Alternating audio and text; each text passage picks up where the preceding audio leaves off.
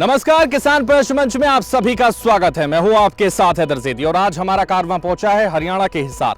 केंद्रीय भेष अनुसंधान संस्थान हिसार में इस वक्त हम मौजूद हैं। तमाम किसान हमारे साथ मौजूद हैं और इस प्रश्न मंच में तमाम विशेषज्ञ भी हमारे साथ मौजूद हैं। जोरदार तालियों के साथ स्वागत कीजिए हमारे विशेषज्ञों का। मेरा नाम डॉक्टर अशोक बलारा है। मैं केंद्रीय भेष अनुसंधान संस्थान हिसार में वरिष्ठ वैज्ञानिक के पद पर कार्यरत हूँ। डॉक्टर सज्जन सिंह, प्रधान वैज्ञानिक, केंद्रीय भेष अनुसंधान संस्थान हिसार। मैं डॉक्टर एस.के. फुलिया, प्रिंसिपल साइंटिस्ट, केंद्रीय भेष अनुसंधान संस्थान। और इतने सारे किसान और छात्र भी यहाँ मौजूद हैं कृषि के, तो उनके लिए भी यानी अपने लिए भी जोरदार तालियों से स्वागत कीजिए अपना। और आज इस किसान प्रश्न मंच में हम जानेंगे कि हमारे किसान जो पशुपालन कर रहे हैं वो कितनी जानकारी रखते हैं, क्या उनके पास जानकारी है, उस पर चर्चा करेंगे और विशेषज्ञ यह तय करेंगे कि उनका जवाब सही है या नहीं। तो तमाम प्रश्न आज हम करेंगे और इन प्रश्नों के उत्तर देंगे आप लोग। इसलिए चर्चा की शुरुआत करेंगे और प्रश्न आपसे पूछेंगे क्योंकि विशेषज्ञ हमारे साथ यहां मौजूद हैं। विशेषज्ञ यह तय करेंगे कि आपका जवाब सही है, सटीक है या नहीं। और अगर आपने जवाब सही दिया तो आपको किसान कप दिया जाएगा और आपको यहां सम्मान दिया जाएगा। तो चर्चा की शुरुआत करते हैं, प्रश्नों की शुरुआत करते हैं। आपके लिए सबसे पहले ये प्रश्न आपकी खेती से जुड़ा हुआ, आपके पशुपालन से जुड़ा हुआ ये प्रश्न है। आप बहुत गौर से इस प्रश्न को सुनिएगा और सही उत्तर दीजिएगा। खड़े होकर अपने सीट के पास खड़े हो जाइएगा। मैं आऊंगा और आपसे पूछूंगा, अपना नाम बताइएगा और उसके बाद अपना उत्तर दीजिएगा। तो देखिए, सर्दियों के मौसम में पशुओं को ठंड से बचाने के लिए क्या क्या सावधानियां बरतनी चाहिए, क्या क्या सावधानियां बरतने की जरूरत होती है? जिसको इसका उत्तर पता है हाथ उठाना शुरू कर दीजिए क्योंकि मैं आपके पास आऊंगा और आपसे उत्तर का सही उत्तर अगर आपने दिया तो फिर विशेषज्ञ तय करेंगे कि आपको कब देना है या नहीं। हाथ उठा लीजिए, जल्दी से हाथ उठाइए। जिन लोगों को भी पता, देखिए हाथ उठने शुरू हो चुके हैं, तो हाथ उठने शुरू हुए हैं और हम उन्हीं के पास आएंगे और उनसे ही जानेंगे। खड़े हो जाइए, अपना नाम बताइए और उसके बाद उत्तर दीजिए। नमस्कार सर, मेरा नाम कैप्टन है सर। गांव में सर हम भैंस पालते, इसके लिए सर सर्दी में एक तो भैंस के नीचे सूखे का रखना चाहिए सर, समय पर टीकाकरण करना चाहिए सर, और भैंस के चारे की देखना चाहिए सर टाइम टाइम पे कितना खा रही है। सर्दी के लिए सर उसको थोड़ा सूखे का इंतजाम करना चाहिए और सर्दी से बचाने के लिए इसके सर ठंडा लगे, इसके पूरे आसपास में सर कमरा हवा से बचने के लिए सर। तो सर्दी से बचाना चाहिए, तमाम इंतजामात करने चाहिए, ये कह रहे हैं। बैठिए, आप आपके पास भी आएंगे। और भी लोगों ने हाथ उठाए थे, तो देखिए यहाँ हाथ लोगों ने उठाए और वो जवाब देना चाहते हैं, लेकिन जवाब किसका सही है, किसका सटीक है, ये समझने की कोशिश हम करेंगे। और हमारे साथ और भी लोग हैं, तो देखिए उनके पास मैं आना चाहूंगा और उनसे भी समझेंगे। क्या नाम है आपका? मेरा नाम अमित है जी, बताइए। पशुओं को सूखा से बचाने के लिए सर्दियों में नीचे सूखा होना चाहिए। गोबर वारी आराम से मतलब हटाया हुआ होना चाहिए और उनको मतलब समय से पहले मतलब चारा पानी खिला के उनको अंदर बांधना चाहिए। धूप भी दिलनी चाहिए, उसको अच्छे प्रकार से धूप निकले तो देखिए चारा उसको अच्छा देना चाहिए, सर्दी के अकॉर्डिंग उसको चारा देना चाहिए, ये कह रहे हैं। और भी किसान हैं, उनसे भी समझेंगे। और भी छात्र हैं कृषि के जो पशुपालन से जुड़े हुए यहाँ तमाम रिसर्च कर रहे हैं, उनसे भी समझने की कोशिश करेंगे, उन तक भी पहुँचने की कोशिश करेंगे। किसी और को जानकारी, तो देखिए एक और हाथ उठा है और उनके पास भी हम आएंगे, उनका भी उत्तर लेंगे। क्या वो सही जानकारी रखते हैं या फिर नहीं, देखते हैं, कोशिश करते हैं और समझते हैं कि वाकई वो सही जानकारी रखते हैं। तो देखिए एक और छात्र हैं या किसान, वो ये खुद बताएंगे, लेकिन क्या वाकई उनके पास उत्तर सही है या नहीं, ये भी समझने की कोशिश उनसे करेंगे।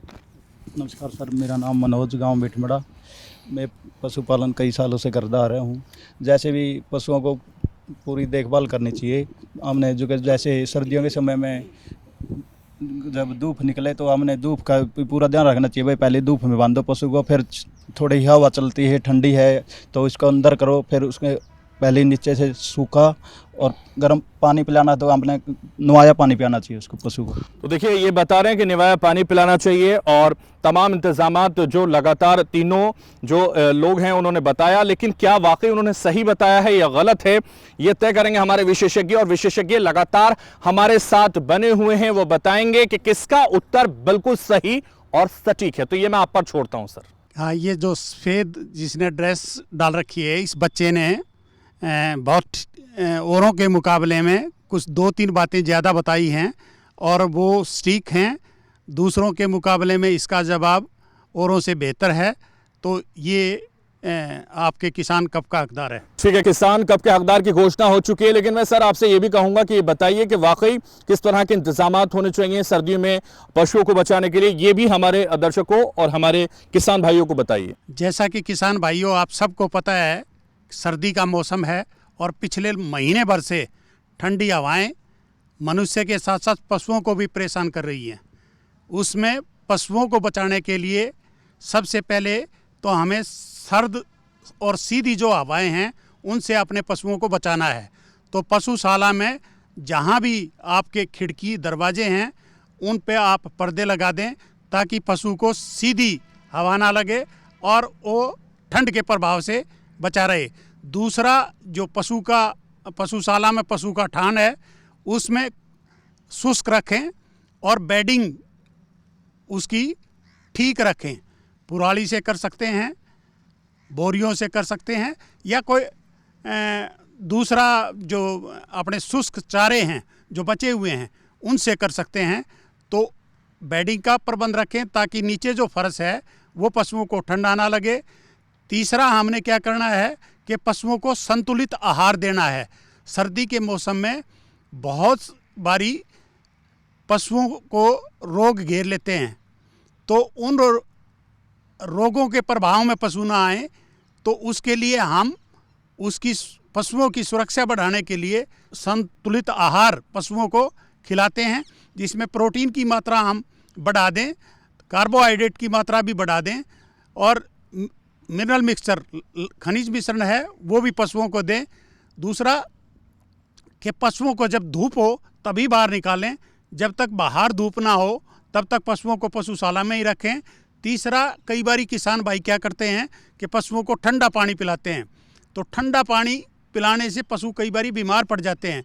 तो गुनगुने पानी अपने पशुओं को दें ताकि पशु गुनगुना पानी पीकर ठीक रहे और ठंड के प्रभाव से बचा रहे। मुख्य तौर पर ये मोटी मोटी 2-4 बातें हैं जो किसान भाइयों को निश्चित रूप से इन बातों का ध्यान रखना चाहिए। अगर किसान भाइयों को ये लगे कि उनका पशु ठंड के प्रभाव में है तो वो अपने पशु चिकित्सक की सहायता ले, या जो देसी नुस्खे किसान भाई आमतौर पर अपने पशुओं को ठंड से बचाने के लिए प्रयोग में लाते हैं उनका भी प्रयोग कर सकते हैं। बिल्कुल, तो देखिए विशेषज्ञ आपको बता रहे थे कि किस तरह से आपको सर्दी से अपने पशुओं को बचाना है और ये सही जानकारी आप तक वो पहुंचा रहे थे। तो तमाम किसान भाई यहां मौजूद हैं, लेकिन घोषणा चूंकि हो चुकी है इस प्रश्न के सही उत्तर देने की, तो उनको मैं बुलाऊंगा और यहां कब से सम्मानित करूंगा। जोरदार तालियां बजाइए, आ जाइए। तो देखिए इन्होंने सही जवाब दिया था पशुओं के लिए क्या क्या सावधानियां सर्दी में बरतनी चाहिए, और इन्होंने बिल्कुल सही उत्तर दिया। जोरदार तालियां बजा दीजिए इनके लिए।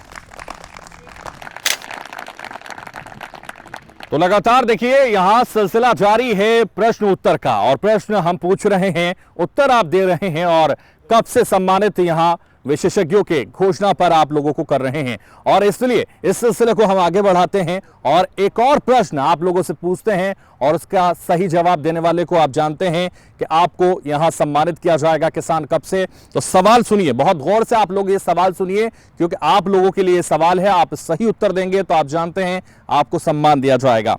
ठंड के समय में किसान पशुशाला में अंगीठी जलाना क्या उचित है पशुओं के लिए, ये सवाल है। और अगर आप ये बताते हैं तो आपको सम्मानित किया जाएगा, यहां सम्मान दिया जाएगा। तो आपको ये बताना है। तो देखिए हाथ उठने शुरू हो गए हैं, लेकिन आपने चूंकि प्रयास लगातार किया है, तो और भी लोग हैं जिनसे हम समझेंगे, जिनसे हम जानेंगे कि क्या वाकई अंगीठी जलाना जरूरी होता है या फिर नुकसानदायक भी हो सकता है, ये सही है या गलत, ये अब हमें पूछना है आपसे। और अगर सही उत्तर आपने दिया तो आपको सम्मान का हकदार बनाया जाएगा। देखिए यहां से किसी ने हाथ उठाया था, जल्दी से खड़े हो जाइए और अपना नाम बताइए और उसके बाद इसका उत्तर दीजिए।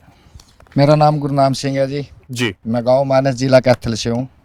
अंगीठी जलाना ज़रूरी है, लेकिन उसकी वो जो कार्बन डाइऑक्साइड है वो बाहर निकालने भी ज़रूरी है कि इतनी अंदर ना रहे कि डंगरा का उसकी वजह से बीमार हो जाए। अगर ज़्यादा अंगीठी जलाओगे तो ज़्यादा धुआं हो जाएगा और उससे डंगर दांसने लगेंगे, जो कि उनके अंदर दिक्कत ही करेगा वो। तो आप जलाते हैं अंगीठी? कभी कभी जला देते हैं जब ज़्यादा ठंड होती है। ठीक है, और भी लोगों ने भी हाथ उठाए थे, उनके पास भी हम आना चाहेंगे। और भी कोई जवाब देना चाहता हो, किसी छात्र हो या फिर किसान हो, आप देना चाहते हैं? क्या नाम है आपका? मेरा नाम रणधीर है जी। जी। अंगीठी जलाना इसलिए सही नहीं है क्योंकि जब पशु को हम बाहर निकालेंगे तो उसको गर्म सर्द होने का डर रहता है। तो आपके अकॉर्डिंग अंगीठी जलाना गलत है? गलत है जी।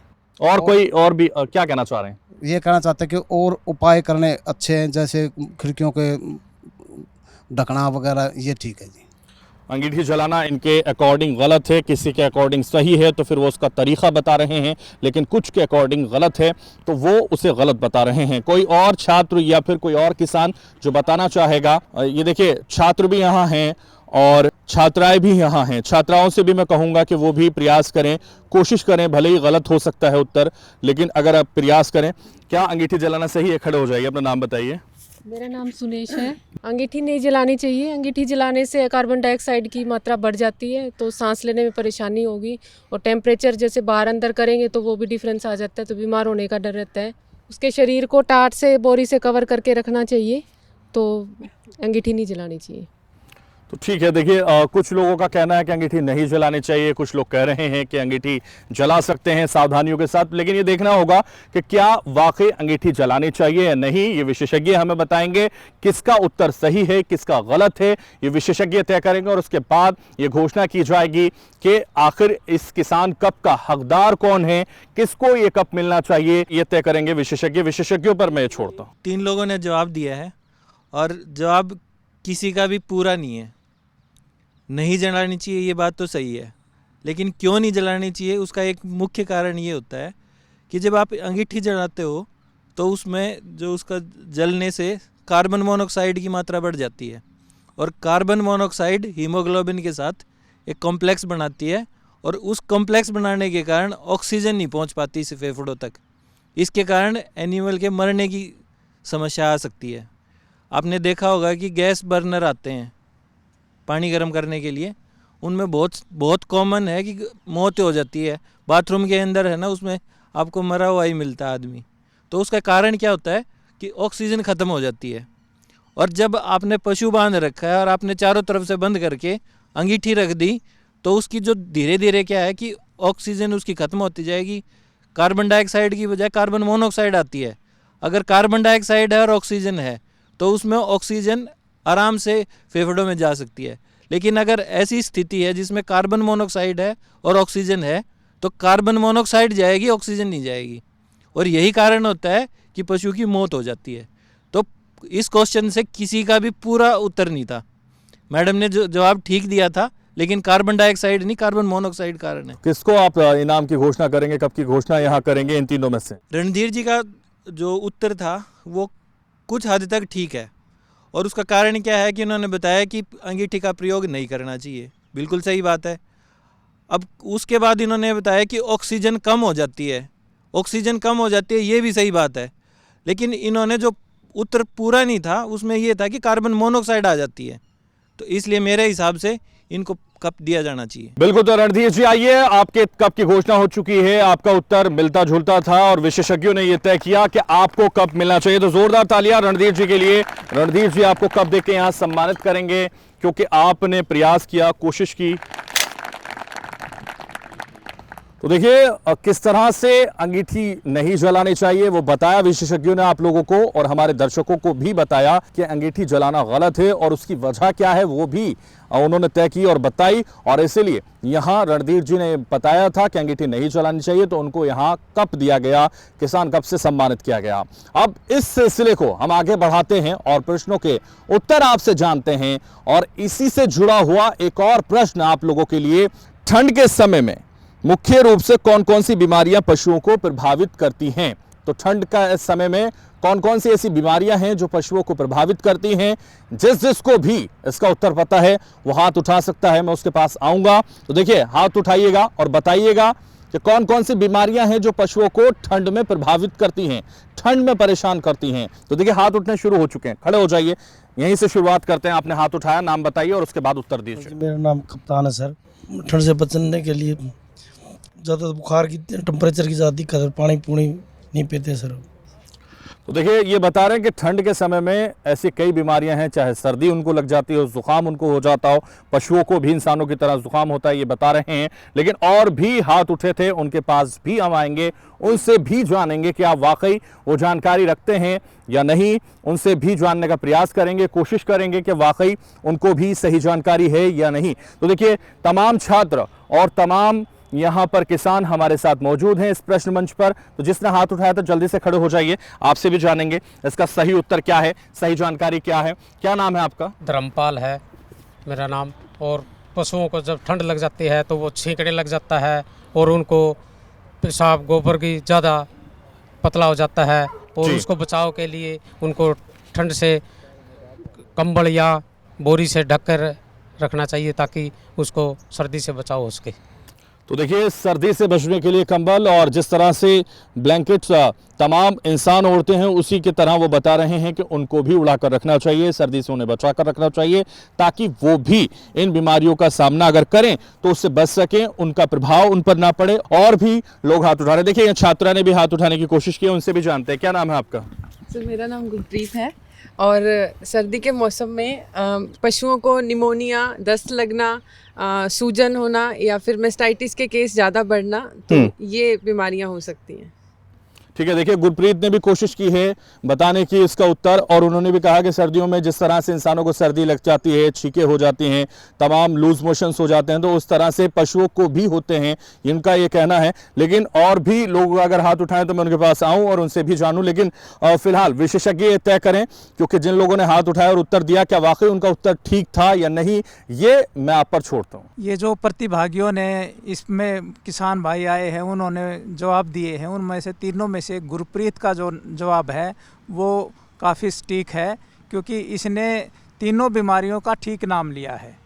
दूसरों ने जो बताया था भाई छींक आना, यह है जो इन्होंने बताया है निमोनिया होना, वो ठीक है, दस्त लगना वो ठीक है, और जो खासकर छोटे बच्चे हैं वो इसकी चपेट में ज़्यादा आते हैं, उनमें फीवर भी, बुखार भी आ जाता है, दस्त लग जाते हैं, निमोनिया हो जाता है। तो इसके बचाव के लिए धर्मपाल जी ने भी एक अच्छा सुझाव दिया था कि भाई इनको कंबल उड़ा के रखें या उसको सर्दी से बचाया जा सकता है। तो मेरे हिसाब से जो बीमारी के नाम को देखते हुए जो बताया है गुरप्रीत ने ठीक सटीक जवाब दिया है औरों के कंपैरिजन में, और ये किसान कप के लिए हकदार है। ठीक है, देखिए और उन्होंने बताया कि किस तरह से बीमारियां होती हैं और सर्दी में किस तरह की बीमारियां पशुओं को परेशान करती हैं, ये विशेषज्ञ ने तय किया। और ये बताया उन्होंने कि किस तरह से बचना भी जरूरी है, ये भी मैं आपसे कहूंगा। लेकिन फिलहाल चूंकि कप की घोषणा आपने कर दी है गुरप्रीत के लिए, तो गुरप्रीत के लिए जोरदार तालियां बजाइए। प्रयास उन्होंने किया और प्रयास कामयाब हुआ उनका, और उन्होंने सही जवाब दिया, इसलिए वो कप की हकदार यहां बनती हुई आपको नजर आ रही होंगी। जोरदार तालियां बजा दीजिए। तो किसान प्रश्न मंच में सवाल जवाब का सिलसिला लगातार जारी है। यहां रुक रहे हैं एक छोटे से ब्रेक के लिए, आप बने रहिए हमारे साथ।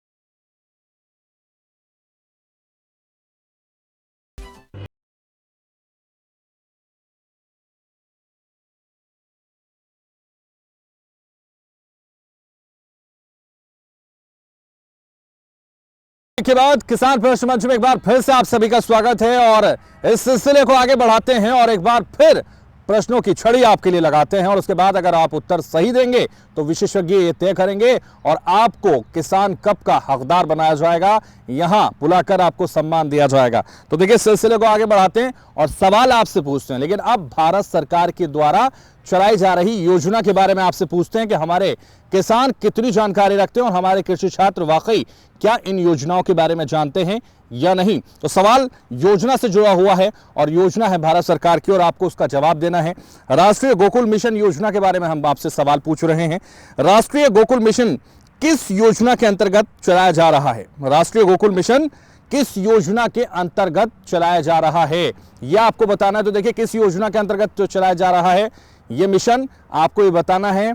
तो आप अगर सही जवाब देते हैं तो आपको कप दिया जाएगा और आप के पास मैं आऊंगा तो देखिए हाथ उठाइए और आपके पास हम आएंगे, आपसे जानेंगे। देखिए हाथ उठने शुरू हो चुके हैं और हाथ इस बार पीछे से उठे हैं तो पीछे भी हम जाएंगे और अंतिम पंक्ति से ही शुरुआत करेंगे और उनसे समझेंगे क्या वाकई उनको सही जानकारी है या नहीं। तो देखिए किसानों का हाथ, छात्रों का हाथ यहाँ उठने लगा है और किसान भाई यहाँ मौजूद हैं। देखिए नाम बताइए और उसके बाद उत्तर दीजिए। मेरा नाम दीपक कुमार है और जो राष्ट्रीय गोकुल मिशन की शुरुआत 2014 में की गई थी, इसमें बोवाइन नस्लों की सुधार के लिए यह मिशन शुरू किया गया था। ठीक है, देखिए कोशिश की है उन्होंने और किस तरह से पशुओं का ध्यान रखते हुए उन्होंने उत्तर दिया है, लेकिन अब ये उत्तर सही है या गलत ये विशेषज्ञ हमारे तय करेंगे। और हमारे साथ छात्रा भी हैं, वो भी कोशिश कर रही, खड़ी हो जाइए, अपना नाम बताइए और उत्तर दीजिए। नमस्कार, मेरा नाम सुमन है। इन्होंने मेरे सहभागी साथी ने सही बताया कि गोकुल मिशन 2014 में भारत सरकार द्वारा शुरू किया गया गोवंश संरक्षण और विभिन्न नस्लों को सुधार के लिए।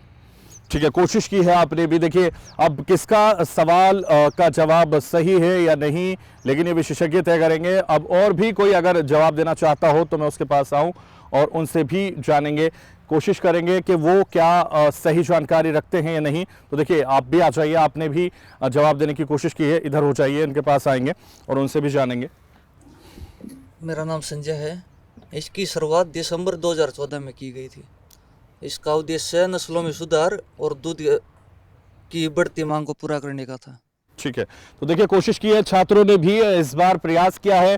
क्या उनका उत्तर सही है या गलत ये विशेषज्ञ तय करेंगे, लेकिन कोशिश जरूर की गई है इस योजना के बारे में बताने की, इस योजना के बारे में समझाने की और इस कोशिश में क्या वाकई उनकी कोशिश कामयाब हुई है या नहीं हुई है ये समझने की कोशिश हम विशेषज्ञों से करेंगे। और विशेषज्ञ इसके बारे में पूर्णतः रूप से हमारे दर्शकों और हमारे किसान भाइयों को भी समझाएं, ये भी मैं उनसे कहना चाहूँगा। किसान भाइयों, आज हम भारतीय कृषि अनुसंधान परिषद की केंद्रीय भैंस अनुसंधान संस्थान के प्रांगण में बैठे हैं और दूध उत्पादन के हिसाब से भैंस का अहम योगदान है।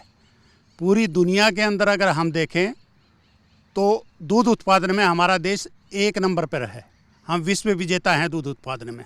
भारत सरकार ने पहले बहुत सारी योजनाओं की शुरुआत की जिससे कि हम दूध उत्पादन बढ़ा सकें। उसी कड़ी में बहुत सारे किसानों को दूध उत्पादन के लिए प्रोत्साहन राशि का प्रावधान किया गया। गोकुल मिशन हमारे देश की जो देसी नस्लें हैं उन देसी नस्लों का संरक्षण करने, संवर्धन करने, दूध उत्पादन बढ़ाने के लिए हमारी सरकार ने एक प्रयास किया। गोकुल मिशन के तहत कैसे हम अपनी स्वदेशी नस्ल की गायों को आगे बढ़ा सकते हैं, उसी प्रयास में ये योजनाएं भारत सरकार ने लागू की। इसमें हमारा मुख्य उद्देश्य हमारी जो देसी नस्ल की गायें हैं उनके जर्म प्लाज्म को, उनका संवर्धन करना, उनका संरक्षण करना और उसके दूध उत्पादन को बढ़ावा देने के लिए ये योजनाएं भारत सरकार ने लागू की। इसके ऊपर किसान भाइयों को बहुत सारी सहूलियत दी जाती हैं, प्रोत्साहन राशि के रूप में और सब्सिडी के रूप में भी। तो किसान भाई इसका ज़्यादा से ज़्यादा लाभ उठाएं। और जहाँ तक प्रश्न के उत्तर का प्रश्न है तो हमारे 2-3 किसान भाई और छात्र छात्राओं ने इसका जवाब दिया। उसमें 2-3 बातें अगर मुख्य रूप से देखें तो हम हमारे सामने बैठी ये सुमन है, इसने औरों के मुकाबले में 2-3 बातें संरक्षण और संवर्धन और दूध उत्पादन की बात की। तो किसान कप के लिए सुमन सांगवान जो है इसकी हकदार है। तो देखिए सुमन की घोषणा यहाँ हो चुकी है, जोरदार तालियां बजा दीजिए। आइए और आप अपना किसान कप लीजिए, क्योंकि आपके नाम की घोषणा विशेषज्ञों ने की है। तो देखिए आपको ये कप दिया जा रहा है और सम्मान किया जा रहा है आपका, क्योंकि आपने कोशिश की है इस प्रश्न का उत्तर देने की। जोरदार तालियां एक बार फिर से बजा दीजिए। अब इस योजना को लेकर जिस तरह से सवाल का जवाब दिया गया और उसका उत्तर देने वालों को यहां सम्मानित किया जा रहा है, लगातार सम्मान दिया जा रहा है और लगातार उन्हें बताया भी जा रहा है विशेषज्ञों की तरफ से कि किस योजना का लाभ आप कैसे उठा रहे हैं, कैसे उठा सकते हैं और इन योजनाओं से आपको कितना लाभ पहुंच रहा है, किसानों के पास कितनी जानकारी है और उनको क्या वाकई ये सही जानकारी है या नहीं, ये भी यहां बताया जा रहा है दर्शकों और किसानों को और छात्रों को। तो देखिए इसी योजना से जुड़ा हुआ एक और सवाल मैं आपसे पूछना चाहूंगा, राष्ट्रीय गोकुल मिशन देसी नस्लों के लिए है या विदेशी नस्लों के लिए? इसका जवाब आपको देना है। तो ये जो गोकुल मिशन है ये देसी नस्लों के लिए है या विदेशी नस्लों के लिए है? ये जिसको पता है जल्दी से हाथ उठाइए और आपके पास आएंगे। देखिए हाथ उठने लगे हैं और हाथ आगे से भी उठने लगे हैं, छात्रों ने भी हाथ उठाने शुरू कर दिए हैं, छात्राओं ने भी शुरू कर दिए हैं। तो शुरुआत आगे से ही कर लेते हैं, छात्रा से कर लेते हैं और उसके बाद उनसे जानते हैं और फिर मैं आपके पास आऊंगा। सर ये देसी नस्लों के संरक्षण के लिए है ये वाला मिशन जो भारत सरकार ने 2014 में स्टार्ट किया था। ठीक है, बैठिए। देखिए और लोगों ने भी कोशिश की थी, हाथ उठाया था, उनसे भी जानेंगे क्या वाकई उनके पास सही जानकारी है, सटीक जानकारी है। तो आपके पास हम आएंगे। हाथ उठाया था, खड़े हो जाइए जल्दी से। देसी नस्लों के लिए सही है जी ये। ठीक है, कुछ का कहना है विदेशी के लिए सही है, कुछ का कहना है कि देसी के लिए सही है, लेकिन और लोगों ने हाथ उठाया था। जल्दी से खड़े हो जाइए और अपना नाम बताइए और उसके बाद जवाब दीजिए। मेरा नाम समीर है। यह योजना जो है RGM जिसे कहते हैं राष्ट्रीय गोकुल मिशन, यह गो जाती है देसी नस्लों के लिए चलाई गई योजना है। यह इसमें दूध संरक्षण, कृत्रिम गर्भाधारण और बैल की उच्चतम जो नस्ल है उनको बढ़ावे के लिए यह योजना चलाई गई थी और यह प्योर जो है गो जाती है देसी नस्लों के लिए शुरू की गई योजना है।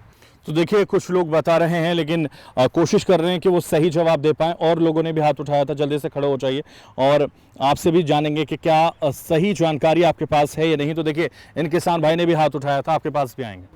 गोपाल दत्त तिवारी, देसी नस्ल के लिए किया हुआ है जो गोकुल योजना की गई थी। लेकिन देसी नस्ल के लिए क्यों की गई थी?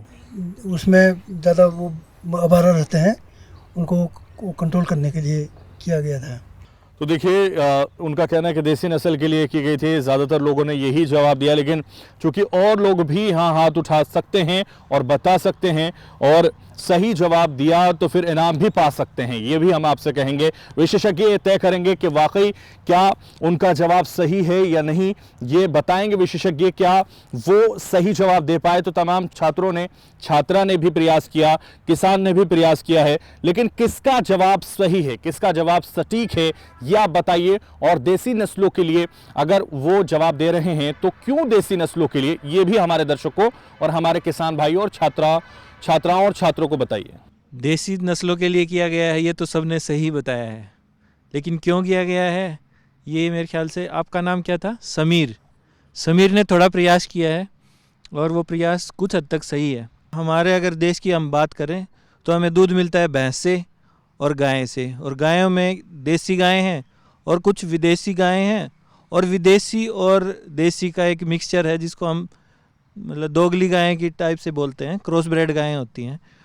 तो हमारी जो देसी नस्ल की गायें हैं वो विलुप्ति की तरफ जा रही हैं, धीरे धीरे उनकी संख्या कम होती जा रही है, लेकिन उनकी हमारे देश के लिए बहुत फ़ायदे हैं।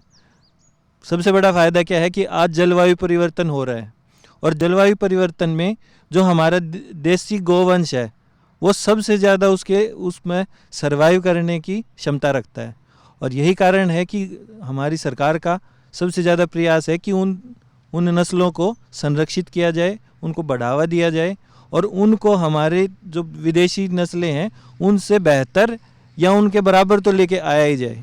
तो इसी के लिए ये प्रयास है, इसलिए समीर को ये दिया जा सकता है कप। बिल्कुल, तो समीर के नाम की घोषणा हो चुकी है। आइए समीर, क्योंकि आपने प्रयास किया, आपने कोशिश की और आपकी कोशिश यहाँ कामयाब हुई है, और लोगों से भी मैं कहूंगा कि समीर की तरह कोशिश करिए क्योंकि आप भी कप के हकदार बन सकते हैं। तो जोरदार तालियां समीर के लिए एक बार फिर से बजा दीजिए ताकि समीर को लगे कि मैंने कोशिश की थी तो उसका हकदार मैं बन पाया। बहुत शुक्रिया। तो देखिए, समीर ने सही जवाब दिया, ये विशेषज्ञों ने तय किया, लेकिन अब चूंकि हम लगातार इस योजना पर बात कर रहे हैं और भारत सरकार तमाम ऐसी योजनाएं चला रही है जो हमारे किसान भाइयों के लिए, जो हमारे कृषि छात्रों के लिए बेहद विशेष हैं और उन पर उनका फोकस होना जरूरी है, क्योंकि अगर हमें योजनाओं के बारे में नहीं पता होगा तो हम कैसे उसका लाभ उठा पाएंगे, कैसे उसका फायदा उठा पाएंगे। और इसीलिए इससे जुड़ा हुआ एक और सवाल किसान प्रश्न मंच पर मैं आप सभी किसानों से, आप सभी छात्र छात्राओं से पूछता हूं। देखिए, सवाल है, पशुपालन में पुरुषों से ज्यादा महिलाएं जुड़ी हुई हैं, ये कथन है, क्या ये सही है या गलत? अगर सत्य और असत्य आपने इसमें बता दिया तो आप कप के हकदार बन सकते हैं। इसलिए मैं आपसे कहूंगा, क्या पशुपालन में पुरुषों से ज्यादा महिलाएं जुड़ी हुई हैं, ये सही है या गलत? आप बता सकते हैं, हाथ उठाइए, जल्दी से हाथ उठाइए। इधर से भी हाथ उठाने की कोशिश कीजिए, हमेशा उधर से ही हाथ उठता हुआ नजर आ रहा है। आप लोग भी हाथ उठाइए ताकि आपके पास आए और आपसे भी जाने, आपसे भी समझें, और आप अगर सही जवाब दे पाएंगे तो फिर आपको भी इनाम का हकदार बनाने की कोशिश करते हैं। आप ही बताइए वीर जी, खड़े हो जाइए जल्दी से। क्या नाम है आपका? मेरा नाम कुलदीप सिंह है जी। पशुओं की जानकारी में पुरुषों की ज़्यादा जानकारी होती है। पशु इस काम में इसमें रुचि रखते हैं, इसको समझ सकते हैं जी। तो आपके अकॉर्डिंग पशु से पुरुष ज्यादा जुड़े हुए हैं, ये आप कहना चाहते हैं? ज़्यादा जुड़े हुए हैं इस यानी इस योजना में। ये कैसे कह सकते हैं आप? जी, पुरुषों को इसका ज़्यादा रुचि होती है, महिलाओं को तो कम रुचि होती है इसकी जी। ठीक है, और भी लोगों ने हाथ उठाए हैं। देखिए, यहाँ से हाथ उठने शुरू हो चुके हैं और लोगों के पास भी आएंगे। आप बताइए, क्या नाम है आपका? मेरा नाम अशोक है सर। इस मामले में तो महिला ज़्यादा जुड़ी हुई, क्योंकि वे खेत से घास लाती है और करती है, दूध भी वही काटती है, सुबह गोबर भी उगड़ के आती है। सर, इसमें महिलाएं ज़्यादा रुचि है। तो महिलाएं, कुछ लोग कह रहे हैं कि महिलाएं जुड़ी हुई हैं, कुछ कह रहे हैं किसान भाई कि पुरुष जुड़े हुए हैं। बैठिए आप। तो देखिए, आपसे भी पूछना चाहेंगे, आपका क्या नाम है? खड़े हो जाइए, नाम बताइए और उसके बाद उत्तर दीजिए। इन कामों से ज़्यादा महिलाएं जुड़ी हुई है, और जो इन कामों में जैसे पशु चारा सभी पालन करती है घर की महिलाएं। ठीक है, तो कुछ लोगों का कहना है कि महिलाएं ज्यादा जुड़ी हुई हैं, कुछ लोगों का कहना है कि पुरुष इससे ज्यादा जुड़े हुए हैं। लेकिन किसका सवाल का जवाब कौन सही दे पाया, ये विशेषज्ञ हमारे साथ लगातार तय कर रहे हैं। और भी छात्र हैं और भी किसान भाई हैं, उनसे भी मैं जानना चाहूंगा। कोई और बताना चाहेगा तो हाथ खड़ा कर सकता है और बता सकता है। तो जल्दी से खड़े हो जाइए। क्या नाम है आपका? सर, मेरा नाम विजेंद्र है। तो बताना चाहूँगा कि पशुपालन से महिलाएं ज़्यादा जुड़ी हुई हैं। अगर महिलाओं की बात करें तो सुबह उठते ही उनका काम स्टार्ट हो जाता है, जबकि आदमी क्या करता है, महिलाएं तैयारी करके देती है, तब वो दूध दूहता है पशु का, जबकि वो चारा डालती है, गोबर लेके जाती है, गोबर से उपले बनाती हैं, वो अपना ईंधन का काम चलाती है। तो महिलाएं ज़्यादा जुड़ी हुई है। तो देखिए, कुछ लोगों का कहना है महिलाएं ज़्यादा जुड़ी हुई। आप भी बताना चाह रहे थे, जल्दी से खड़े हो जाइए। किसने हाथ उठाया था? जल्दी से। मेरा नाम समीर है और मैं बताना चाहूँगा कि पशुपालन में जो है महिलाएं ज़्यादा जुड़ी हुई हैं, और ज़्यादा जुड़े होने का कारण एक ये है कि जो पुरुष है, आजकल जो है 70% महिलाओं की भागीदारी जो है पशुपालन के अंदर है। और इसमें जुड़े होने का कारण यह है कि जो हमारे पुरुष समाज है वो ज़्यादातर कामकाज के चक्कर में बाहर आ जाता है, और पीछे से जो है महिलाएं ही घर को संभालती हैं। पशुपालन और जो है खेती में भी इनका बहुत योगदान जो है महिलाओं का रहता है। तो यह एक कारण है कि महिलाओं की ज़्यादा भागीदारी होती है, और इसमें जो महिलाएं हैं, ज़्यादातर महिलाएं हाउसवाइफ होती हैं, तो इस कारण वो जो है इस काम को अच्छे से संभाल पाती हैं। तो देखिए, महिलाएं घर को भी संभालती हैं, पशुओं को भी संभालती हैं, ये लोगों का कहना है, किसानों का कहना है। एक छात्रा भी बताना चाहते हैं, उनसे भी जान लेते हैं। मेरा नाम सुनेश है और मैं भी इसी बात से सहमत हूँ कि महिलाएं ज़्यादा जुड़ी हुई हैं इस काम में। खरीद फरोख्त जो पशुओं का होता है उसमें जो है वो पुरुष हैं, लेकिन बाकी जितने भी काम हैं उनमें महिलाएं जुड़ी हुई हैं। तो देखिए, तमाम महिलाएं जुड़ी हुई हैं, लोगों का ये कहना है। मिलता जुलता जवाब भी यहाँ मिला है, लेकिन इसका सही उत्तर क्या है? क्या वाकई ये सही बात है कि महिलाएं इस पशुपालन से, इस खेती से जुड़ी हुई हैं? क्योंकि हर चीज़ से महिलाएं जुड़ी हुई हैं, हर जगह उनकी जो भूमिका है वो बेहद महत्वपूर्ण होती है, उनके बिना कुछ भी अधूरा माना जा सकता है। और इसलिए यहाँ क्या महिलाएं जुड़ी हुई हैं, ये आप तय करिए। किसने सही उत्तर दिया, और विस्तार से बताइए भी हमारे दर्शकों को कि क्या वाकई जो पशुपालन है उससे महिलाएं ज़्यादा जुड़ी हुई हैं और उसकी वजह क्या है। किसान भाइयों और छात्र भाई बहनों, जैसा कि आप सबको विदित है कि भारत एक कृषि प्रधान देश है, और खेती बाड़ी में दोनों ही पुरुष और महिलाएं मुख्य रूप से अपनी भूमिका निभाती हैं। लेकिन जहाँ तक पशुपालन का सवाल है, खेतीबाड़ी में जो पुरुष किसान हैं उनका योगदान अच्छा रहता है, लेकिन पशुपालन के हिसाब से बहुत बड़ी जिम्मेवारी महिलाओं की रहती है। और महिलाएं उसका खान पान से लेके, पोषण से लेके, रख रखाव प्रबंधन तक महिलाओं की जिम्मेवारी पशुपालन में रहती है। और लगभग 80% के आसपास महिलाएं प्रत्यक्ष या परोक्ष रूप से पशुपालन से जुड़ी हुई हैं। और हाल ही के दिनों में आपने देखा होगा कि हमारे जो भारत सरकार ने पद्म अवार्ड्स जो हैं, पुरस्कारों की घोषणा की है, उसमें भी खेतीबाड़ी के लिए महिलाओं को ही पुरस्कृत किया गया है। तो महिलाएं मुख्य रूप से पशुपालन में जुड़ी हुई हैं। और आपकी संस्थान में, इस केंद्रीय भैंस अनुसंधान संस्थान में ऐसे बहुत सारे आयोजन किए जाते हैं कि यहाँ तक ट्रेनिंग्स में, जो हमारी ट्रेनिंग्स चलती हैं, उनमें भी महिलाओं की भागीदारी बहुत रहती है। और जब वो सीख के जाती हैं, क्योंकि जब किसान सीख के जाएगा तो मुख्य रूप से जो काम है पशुपालन का ट्रेनिंग में, वो महिलाओं को ही घर जाके बताता है और वो आधी अधूरी सूचना महिलाओं तक पहुंच पाती है। तो सीधे रूप से अगर महिलाएं ही इस ट्रेनिंग से जुड़े और पशुपालन का जो काम देखती हैं, क्योंकि बहुत सारा काम, चाहे वो दोहन का काम हो, दुग्ध दोहन का काम हो, चाहे चारे का काम हो, चाहे उसके रख रखाव का काम हो, सभी महिलाएं बेखूबी से निभाती हैं। प्रकृति ने उनको एक ताकत भी दी है कि वो अपने पशुओं को प्रेम से, प्यार से, जो इनबिल्ट एक वो प्यार की भावना होती है, उसके साथ उनको पालती हैं। और वो दूध उत्पादन में भी हमें अच्छी तरह से मदद करते हैं। तो मैं, जितने भी किसान भाई हैं, हमारे कुलदीप जी ने भी ठीक जवाब दिया, हमारे दूसरे साथी हैं उन्होंने भी ठीक सा जवाब ही दिया, लेकिन पुरुष नहीं, पुरुष खेतीबाड़ी में ज़्यादा काम करते हैं, पशुपालन में अधिकतर महिलाएं जुड़ी हुई हैं। और उसमें सुनेश का जो जवाब था वो मुझे काफ़ी हद तक ठीक लगा कि सुबह से लेकर शाम तक, चाहे वो किसी भी तरह का प्रबंधन हो, महिलाएं उसको देखती हैं। तो इस किसान कप के लिए मैं कहूँगा कि हमारी जो ये छात्राएं हैं सुनेश, ये इसकी हकदार हैं। महिलाओं के बारे में बता रहे थे विशेषज्ञ, और ये भी कह रहे थे कि महिलाओं का जो भूमिका है, जो जिम्मेदारी है, वो वाकई विशेष है। और इसलिए कहा जाता है कि कामयाब पुरुष के पीछे महिला का हाथ होता है। तो यहाँ पशुओं के पीछे भी महिला का हाथ ही नजर आया है विशेषज्ञों के अकॉर्डिंग। पाइए, और कप के हकदार आप बन चुके हैं। जोरदार तालियां इनके लिए, क्योंकि यहाँ इन्हें सम्मान दिया जा रहा है। ठीक है, जोरदार तालियां बजा दीजिए एक बार फिर से। बहुत शुक्रिया। तो देखिए, महिलाएं यहाँ हकदार होती हैं और महिला को ही यहाँ हकदार बनाया गया है। पशुपालन में उनकी जो भूमिका है वो काफ़ी महत्वपूर्ण है, और हर चीज़ में उनकी जो भूमिका है वो वाकई महत्वपूर्ण है और रहती है। इसलिए इस सिलसिले को आगे बढ़ाएंगे, लेकिन यहाँ एक छोटे से ब्रेक के लिए रुक रहे हैं, फौरन हाजिर।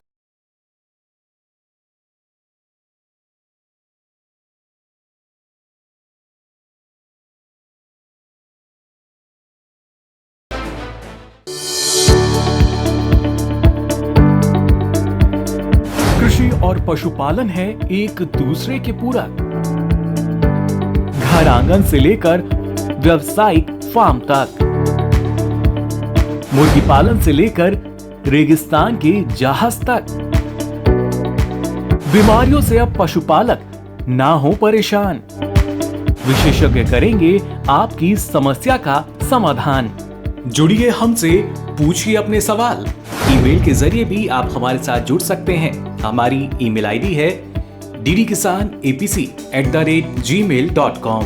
हमारे टोल फ्री नंबर हैं 1800-113060 और 1800-113061। देखिए अपना पशु चिकित्सक हर रविवार शाम 6:30 बजे दूरदर्शन किसान चैनल पर।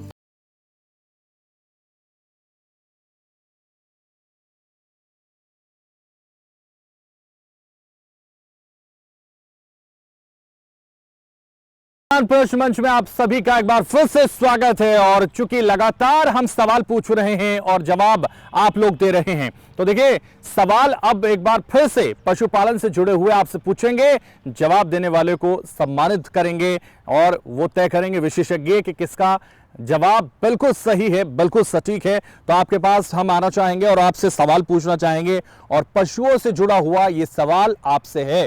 देखिए, पशुओं के रखरखाव और प्रबंधन कैसे करना चाहिए या कैसे होना चाहिए, क्या आप समझते हैं, उससे आपको इसका उत्तर देना है। तो देखिए, जल्दी से हाथ उठाइएगा और आपके पास हम आएंगे और आपसे जानेंगे। तो देखिए, लगातार हाथ उठने लगे हैं। हाथ जिन लोगों के उठे हैं और पीछे से शुरुआत करेंगे, और भी लोग हाथ उठा रहे हैं, तो आपके पास भी हम आएंगे। क्या नाम है आपका? इसका सर मेरा नाम अशोक है सर। ऐसे कि देखो, रख रखाव के लिए तो ऐसे माना जाता है कि पशुओं को सबसे पहले खान पीने का ध्यान रखना चाहिए सर। जैसे उसे खाने का ध्यान रखना चाहिए और वैसे उसके रहने के लिए बढ़िया सूखा करके रखो। कमरे में उसको जालीदार कमरा नहीं होना चाहिए, उसे बढ़िया तरीके से बंद करके रखना चाहिए सर। तो देखिए, और भी लोगों ने हाथ उठाया था, उनके पास भी मैं आना चाहूंगा, उनसे भी समझेंगे क्या वाकई उनके पास सही जानकारी है। जिसने हाथ उठाया जल्दी से खड़े हो जाइए। आप लगातार प्रयास कर रहे हैं, आप किसान हैं, क्या नाम है आपका? गोपाल दत्त तिवारी। पशुओं के रखरखाव के लिए एक तो उनको खुरखुरा वो होना चाहिए, ईंटों का खड़ंता नहीं होना चाहिए, प्लेन वो होनी चाहिए, देखभाल उनकी अच्छी तरह होनी चाहिए, जिससे कि उनका दूध में हम अच्छा फायदा उठा सकें। तो देखभाल उनकी अच्छे से करनी चाहिए, आप ये कह रहे हैं। और क्या होना चाहिए? खान पान में ध्यान रखना चाहिए, पौष्टिक आहार देना चाहिए। जैसे खल है, बिनोला है, मूंगफली खल है, तूड़ी है, हरा चारा है, ये खिलाते रहना चाहिए। और 2 टाइम नहलाना चाहिए गर्मियों में, सर्दियों में एक बार भी चलेगा और 3-4 दिन बाद भी चलेगा। तो देखिए, कोशिश कर रहे थे, किसान भाई थे और वो कह रहे हैं कि रखरखाव होना चाहिए उसका बेहतर, उस तरीके से उसको खान पान का ख्याल रखना चाहिए। और आप भी कुछ बता रहे थे, जल्दी से खड़े हो जाइए, अपना नाम बताइए। विजेंद्र सर। जैसे सर्दी का मौसम चल रहा है, इस मौसम में पशुओं को खुले जगह में रखें, लेकिन कमरा बंद रखें। खिड़की दरवाजे हैं, उन पे पर्दे लगा देने चाहिए। उनका ठान है वो समतल होना चाहिए, शुष्क होना चाहिए।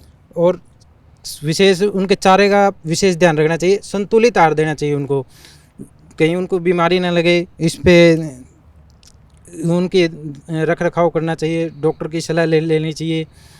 अगर कोई भी हरकत दिखती है अपने पशु में, तुरंत डॉक्टर को बुलाकर उसका उपचार करवाएं। तो देखिए, कोई भी हरकत नजर आती है, यानी वो बीमार नजर आता है, तो उसका खास ख्याल रखते हुए उसका ध्यान रखना चाहिए। और भी लोगों ने हाथ उठाए थे, जल्दी से खड़े हो जाइए। जिन छात्रों ने हाथ उठाए थे, आपसे भी जान लेते हैं, आपसे भी समझ लेते हैं। मेरा नाम अमित है। पशुओं को जी अच्छा चारा देना चाहिए जी, समय पर इसको नहलाना भी चाहिए। इसको नहलाने के पश्चात इसे थोड़ी देर मतलब धूप में रखो, अगर गर्मी का सीजन है तो। और इसको कोई भी मतलब चीचड़ लग जाते हैं हमारे पशुओं में। चीचड़ मतलब ये गर्मियों के दिनों में ज़्यादा होते हैं सर। इसके मतलब समय पर इसे डॉक्टर के पास ले चलें, इसकी मतलब चीचड़ तोड़े, हाथ से तोड़ ले, कोई दिक्कत नहीं है। हम दूध भी तो पीते हैं, कोई वो दिक्कत नहीं आएगी। और खाना पीने का इसका अच्छे प्रबंध होना चाहिए। और नीचे मतलब पक्की जगह में नहीं रखना चाहिए इनको, क्योंकि इनके खुर होते हैं ना यहाँ से, उनमें दर्द रहने लग जाता है। हमें अब हम भी पक्के में रहते हैं तो हमारे भी पता चलता है सर। तो किसी भी चीज़ से मतलब लेके चलें आप, तो पशुओं को कच्चे में रखना बहुत ज़्यादा बेनिफिट होगा, क्योंकि इसके कारण पशु भी नंबर 2 उसको जो पशु होते हैं, पशुओं में बच्चे होते हैं, कई बार हम बस पहुँच जाते हैं, बस भैंस उसको कटड़े को हटा लेते हैं। उसको मतलब बच्चे को दूध पिलाना ज़रूरी चाहिए, अनिवार्य है, जिससे भी हमारा कटड़ा अच्छा रहे और पशुओं में मतलब कोई बीमारी ना आए। तो देखिए, इनका ये बता रहे हैं कि उसका जो रखरखाव है उसे मिट्टी में ही बिठाना चाहिए, पक्के रोड पर या कहीं ऐसी जगह जहां बिल्कुल मजबूत हो वहां नहीं बिठाना चाहिए, जिसकी वजह से वो बीमार हो सकता है। खड़े हो जाइए, आप भी बता रहे थे, नाम बताइए। नाम है सर मेरा। जैसे कि हम सबको पता है कि टेम्परेचर के हिसाब से भी पशुओं पर फ़र्क पड़ता है और हमें उनके खान पीन में भी थोड़ा बदलाव करना चाहिए। एक ही खाना हम बार बार उन्हें देते रहते हैं, जैसे कि ये डॉक्टर की सलाह के अनुसार कुछ उनमें खाने पे बदलाव करना चाहिए। खनिज मिश्रण भी उनके खाने में ऐड करना चाहिए जी। कैल्शियम वगैरह ये सब चीज़ें उन पर थोड़ा फ़र्क पड़ता है इनसे। तो तमाम चीज़ों का फ़र्क पड़ता है उनके जीवन पे, जिस तरह से इंसानों के पड़ता है उसी तरह से यहाँ जो छात्र हैं, यहाँ जो हमारे तमाम किसान भाई हैं, वो लगातार बता रहे रहे थे और वो ये भी समझा रहे थे कि किस तरह का रखरखाव पशुओं का होना चाहिए सर्दी में, खासतौर से सर्दियों में किस तरह से ख्याल रखना चाहिए, वो ये बता रहे थे। लेकिन मैं विशेषज्ञों से कहूंगा वो ये भी बताएं कि किस तरह का रखरखाव और किस तरह का प्रबंधन होना चाहिए, और वो ये भी तय करें कि किसने सही और बिल्कुल सटीक उत्तर दिया है, क्योंकि उसको इनाम का हकदार उनको बनाना है। जो प्रतिभागियों ने यहाँ आज जवाब दिए हैं वो काफ़ी हद तक ठीक हैं, लेकिन उनमें से जो सबसे अच्छा जवाब है वो ये लास्ट में पिंक कलर का स्वेटर पहने बैठे हैं, इनका है, अमित जी। इसके लिए जो सर्दियों में पशुओं का रखरखाव है वो सबसे अहम भूमिका है आज के इस बदलते मौसम में, और ज़्यादा जो ठंड पड़ रही है इसमें सबसे पहले है पशुओं का रखरखाव। कैसे? जहां हम पशुओं को बांधते हैं उसको डायरेक्ट हवा से बचाना, हमें हवा सीधी नहीं लगनी चाहिए, उसका जो ठान होता है जहाँ बिछौना अच्छी तरह रखना चाहिए, शुष्क जगह रखनी चाहिए, गीला नहीं होना चाहिए। गीले में पशु को ठंड लगने की वो रहती है, तो जो खिड़की दरवाजे हमने हवा के लिए छोड़े हुए हैं उनको ढक के रखना चाहिए। और दिन में जब पशु को धूप में बांध देंगे उस समय वो सारे खिड़की दरवाजे खोल दिए जाएं ताकि वहाँ पे पशु का ठान सूख जाए और शाम को वापस पशु जब बांध देंगे सूखा मिले उसको। दूसरी बात है खान पान के बारे में। इस समय पशु को हरा चारा अच्छा देना चाहिए और संतुलित आहार देना चाहिए। जैसे ही पशु को अच्छा चारा मिलेगा प्रोडक्शन भी अच्छा रहेगा। पीने के लिए पानी थोड़ा निवाया कर देना चाहिए, गर्म पानी हो तो अच्छा बात है। और तालाब में भी ले जाएं तो पहले आप उसको गर्म पानी घर पे पिला के तब बाहर घुमाने के लिए लेके जाएं। अब आजकल जो पशु गर्मी में भी आते हैं, लेकिन ज़्यादा ठंड के कारण कई बार पशुओं के जो गर्मी के लक्षण हैं वो कम दिखाई देते हैं। तो पशु की गर्मी के लक्षणों को भी अच्छी तरह पहचान करने के लिए सुबह शाम 2 बार पशु के चारों तरफ घूम घूम के देखना चाहिए कि पशु कहीं गर्मी में तो नहीं है। अगर पशु गर्मी में है तो कृत्रिम गर्भाधान करवाएं या अच्छे सांड से उसका मिलान करवाएं। इसके बाद आती है, अगर किसी पशु में कोई बीमारी आ जाती है तो बीमारी आने से पहले तो वैसे उसका टीकाकरण करवा लेना चाहिए। अगर फिर भी कोई बीमारी आ भी जाती है तो उसकी पहचान करके चिकित्सक से संपर्क करके उसका इलाज ज़रूर करवाएं। तो ये कुछ मुख्य बातें हैं जिनका ध्यान रख के हम पशु का अच्छा प्रोडक्शन ले सकते हैं और अच्छा रखरखाव करके अपने पशु का जो बीमारियों पे होने वाला खर्चा है उसको हम बचा सकते हैं। तो मैं ये जो अमित हैं इनका किसान कप के लिए नाम रिकमेंड करता हूं, जिनका औरों के कंपैरिजन में जवाब अच्छा रहा है। तो देखिए अमित के नाम की घोषणा हो चुकी है, जोरदार तालियां अमित के लिए। और अमित को यहां किसान कप दिया जाता है, उन्हें किसान कप का हकदार बना दिया है विशेषज्ञों ने। उन्होंने सही उत्तर दिया था, इसलिए जोरदार तालियां। बहुत शुक्रिया अमित। तो देखिए जिस तरह से रखरखाव की बात हम कर रहे थे, पशुओं के प्रबंधन की बात हम कर रहे थे, विशेषज्ञों ने आपको बताया कि कैसे रखरखाव होना चाहिए और अमित ने प्रयास किया और उनका प्रयास सफल रहा, क्योंकि उन्होंने जो जानकारी दी वो विशेषज्ञों को पसंद आई और उनके नाम की घोषणा हो गई और उन्हें किसान कप का हकदार बना दिया गया। एक और प्रश्न मैं आप लोगों से पूछूंगा और सही जवाब देने वालों को आप जानते हैं कि हम लगातार इस मंच पर सम्मानित कर रहे हैं, इनाम दे रहे हैं। सर्द हवाओं से अपने पशुओं को कैसे बचाएं? तो देखिए सर्द हवाएं इस वक्त चल रही हैं क्योंकि सर्दी का मौसम है, और सर्द हवाओं में अपने पशुओं को आप लोग कैसे बचाते हैं वो बताना है आपको। और अगर आपने सही बताया और विशेषज्ञों ने यह तय पाया कि आपने बिल्कुल सही बताया है तो फिर उसके बाद आपको किसान कप दिया जाएगा। तो देखिए लगातार प्रयास होने लगा, हाथ उठने लगे हैं, कोशिश करने लगे हैं लोग। और देखिए सबसे पहले यहां वीर जी ने हाथ उठा दिया है और वो कोशिश कर रहे हैं कि वो भी बताएं। तो देखिए आपसे जानेंगे इसका सही उत्तर क्या है। बहुत तेजी के साथ आप बताइए हमारे दर्शकों तक, ताकि आपकी आवाज पहुंचे और विशेषज्ञों तक भी। ऐसे को पहले तो भाई खिड़की दरवाजे बंद, तरपाल त्रिपोल चंगी तरह भाई अच्छी तरह डालनी चाहिए, नीचे सूखा गद्दा वगैरह नीचे रखना चाहिए, और भैंसों को भी नवा पानी, गर्म कोसा पानी इस तरह पिलाना चाहिए भैंसों को, और संतुलित आहार देना चाहिए पशुओं को। तो इससे पशु सर्दी से बचा रहता है। तेज हवाओं से बचने का यही उपाय है? हाँ जी। और भी कोई जानकारी? उपाय तो काफ़ी हैं सर। हाँ बताइए, सब बता दीजिए आज। हाँ सर, ये उपाय ये बेसिक उपाय काफ़ी हैं जितने, जैसे तिरपाल वगैरह ढका होना चाहिए, खिड़की बंद रहनी चाहिए, नीचे सूखा होना चाहिए, नवा पानी पाना चाहिए और संतुलित आहार होना चाहिए भैंसों के लिए, और टीकाकरण, जब भैंसों को ज़्यादा दिक्कत हो टीकाकरण होना चाहिए। ठीक है, बैठ जाइए। वीर जी ने बताया कि किस तरह से सर्द हवाओं से बच सकते हैं पशु। और भी लोगों ने हाथ उठाए हैं, और भी लोगों के पास पहुंचेंगे, और भी किसान भाइयों के पास पहुंचेंगे, प्रयास करेंगे, कोशिश करेंगे उन तक पहुंचने की, और उनसे भी जानेंगे कि आखिर वो क्या जानते हैं, कैसे सर्द हवाओं से पशुओं को बचाया जा सकता है। नाम बताइए और उसके बाद उत्तर दीजिए। गोपाल दत्त तिवारी।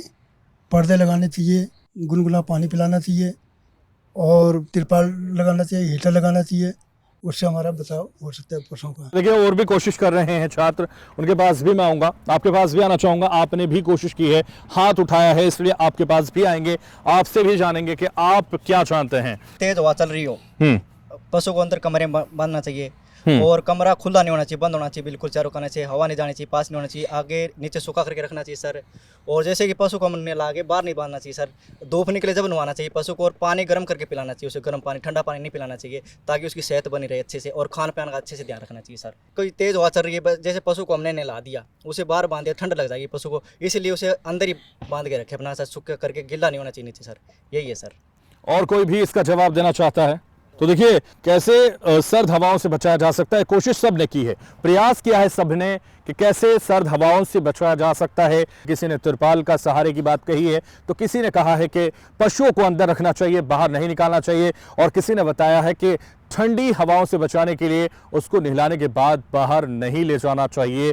ये सबसे अहम है सर्दी से बचने का तरीका, लेकिन विशेषज्ञ तय करेंगे और सही तरीका भी हमारे दर्शकों को, हमारे किसानों को, हमारे छात्र छात्राओं को बताएंगे। 3 प्रतिभागियों ने उत्तर दिया है और तीनों का लगभग एक जैसा प्रश्न है। सबसे पहले सरदार जी ने बताया था, तो उन्होंने बताया कि सबसे पहले तरीका तो क्या है कि आप उसको, पशु को अंदर रखिए। जो भी खिड़की दरवाजे हैं जहाँ से भी हवा अंदर आ सकती है, उसको रोकने के लिए पर्दा लगा सकते हैं, तिरपाल का प्रयोग करते हैं। तो ये सारी बातें सही हैं। जो ध्यान देने की बात ये है कि जब आप पशु को अंदर बांध दिया और आपने पर्दे लगा दिए, तो एक धीरे धीरे क्या होगा कि उसकी पशु पेशाब भी करेगा, गोबर भी करेगा, तो उससे क्या, उसके कारण क्या होगा कि ह्यूमिडिटी बिल्डअप होती है, ह्यूमिडिटी बढ़नी शुरू हो जाती है। और इसीलिए आप जब सारी चीज़ें करते हो तो उसके साथ एक बात जो ध्यान रखने की है वो है वेंटिलेशन की। वेंटिलेशन का मतलब ये है कुछ टाइम के बाद ऐसा होना चाहिए कि हवा क्रॉस भी करे थोड़ी सी। और जैसे उन्होंने बताया कि भाई पानी गुनगुना करके थोड़ा सा गर्म करने के लिए वो सबसे अच्छा होता है। और सबसे बड़ा कारण क्या है कि पशु अगर पानी पिएगा, हम लोग जो दूध लेते हैं पशु से, उसमें किसी भी, अगर गाय का दूध है तो 87% पानी है उसमें, भैंस का दूध है तो 83% पानी है। अगर आपका पशु पानी कम पी रहा है तो उससे उसका जो विपरीत असर पड़ेगा वो दूध उत्पादन पे पड़ेगा। और सर्दियों में वैसे ही पानी की इच्छा कम होती है पशु की, तो इसलिए पानी की इच्छा को बढ़ाने के लिए भी आपको गर्म पानी पिलाना चाहिए। तो मेरे हिसाब से सरदार जी का सबसे पहले उन्होंने उत्तर दिया था, तो उनको ये कप दिया जा सकता है। आइए सरदार जी, जोरदार तालियां सरदार जी के लिए। प्रयास लगातार कर रहे थे, लेकिन इस बार उनका प्रयास कामयाब हुआ है और उनका उत्तर यहाँ विशेषज्ञों ने सटीक बताया। देखिए, जोरदार तालियां एक बार फिर से बजा दीजिए।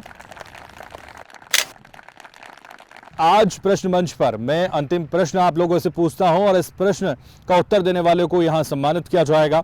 और अब ये प्रश्न है आप लोगों के लिए और पशुओं से जुड़ा हुआ प्रश्न है, आप लोगों से जुड़ा हुआ प्रश्न है, इसलिए आप लोग बड़ी आसानी से इसे बता सकते हैं। और प्रश्न है, सर्दी के मौसम में पशुओं में कौन कौन से रोगरोधी टीके लगाए जाते हैं या लगवाने चाहिए?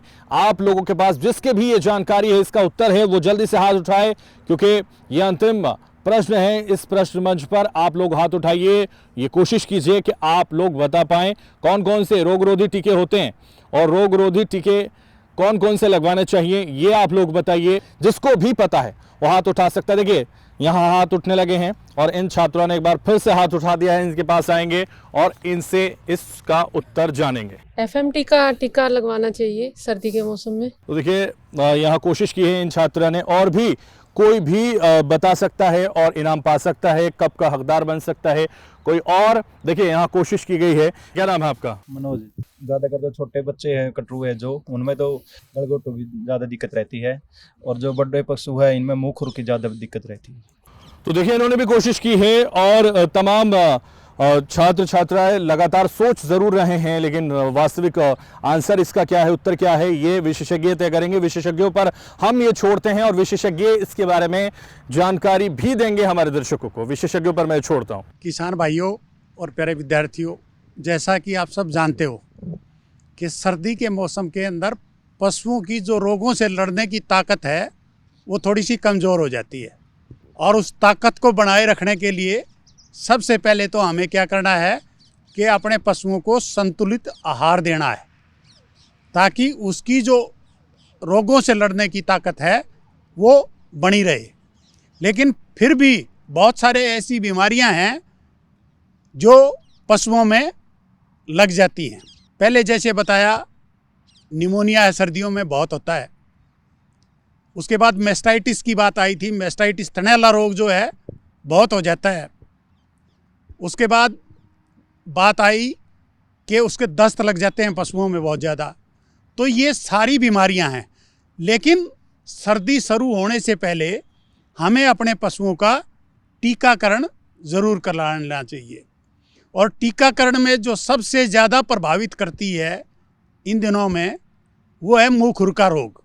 आपने देखा होगा आजकल भी बहुत सारे इलाकों में इस बीमारी का प्रकोप है, और ये एक ऐसी बीमारी है, अगर टीकाकरण आपने अपने पशु का करवा लिया तो ये रोग आने की उस पशु में कम संभावनाएं रहती हैं।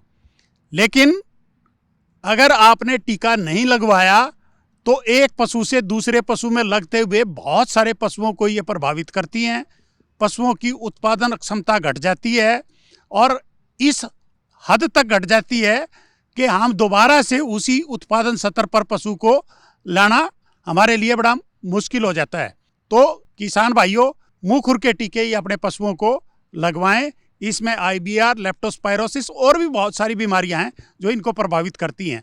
तो सबसे पहले मुंह खुर, गलघोटू, ये टीके किसान भाइयों को अपने पशुओं को बीमार होने से पहले ही लगवाने चाहिए। ज़्यादा जो नज़दीक था उस प्रश्न के उत्तर के लिए, क्योंकि 2 ही प्रतिभागी थे और एक ने तो टीकाकरण का नाम नहीं लिया, तो जो दूसरे प्रतिभागी ने टीकाकरण का नाम लिया और 2 टीकों का नाम भी बताया जिनके लिए टीकाकरण पशुओं में करवाना है। तो इसमें हालांकि उसको पहले भी कप मिल चुका है, तो मैं कहूँगा कि सुनेश इसमें। तो सुनेश के नाम की देखिए एक बार फिर से घोषणा हो चुकी है। उन्होंने प्रयास किया और उनका प्रयास इस बार भी कामयाब हुआ। आइए सुनेश, और एक बार फिर से कप के हकदार आप बन गए हैं इस प्रश्न मंच पर, और आपको फिर से कप दिया जाता है, फिर से आपका सम्मान किया जाता है। जोरदार तालियां। बहुत शुक्रिया सुनेश। तो सुनेश ने देखिए यहां कोशिश की और उनकी कोशिश कामयाब हुई है, और सभी लोग यहां पहुंचे और यहां इस कार्यक्रम में, इस प्रश्न मंच पे हमारे साथ जुड़े, और विशेषज्ञ खासतौर से हमारे साथ जुड़े। बहुत शुक्रिया आपका, और तालियां बजाइए विशेषज्ञों के लिए इस कार्यक्रम में जुड़ने के लिए। और तमाम छात्राएं, छात्र और किसान भी हमारे साथ जुड़े, अपने लिए भी तालियां बजाइए। शुक्रिया आप लोगों का भी इस कार्यक्रम में जुड़ने के लिए। तो फिलहाल प्रश्न मंच में बस आज इतना ही, और हमारी पूरी टीम को दीजिए इजाजत। नमस्कार।